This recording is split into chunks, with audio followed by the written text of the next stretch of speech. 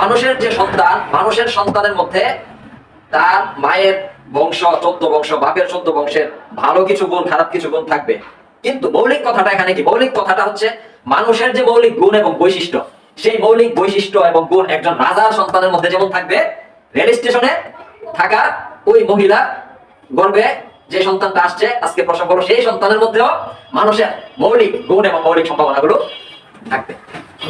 তো এই মৌলিক গুণ এবং মৌলিক সম্ভাবনাকে বিকশিত করা, জাগিয়ে তোলার যদি ব্যবস্থাপনা থাকে, তাহলে আমরা সে একজন ফকিরের সন্তান, সে ফকির ফুল, এই ভাষাও আসবে না। আজকেও আমি একজনের কাছে একটা গালি শুনলাম যে সে মিস্ত্রি করে, তুই ফকির ফুল, তোর কেন এত পাওয়া?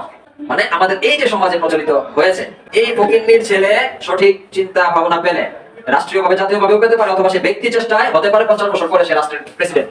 আর তুই যে বাচ্চার ছেলে, সে অতিরিক্ত পেয়ে হতে পারে সে নেশা করতে করতে মধ্য বয়সে বা যুবক বয়সে কি মারা গিয়েছে।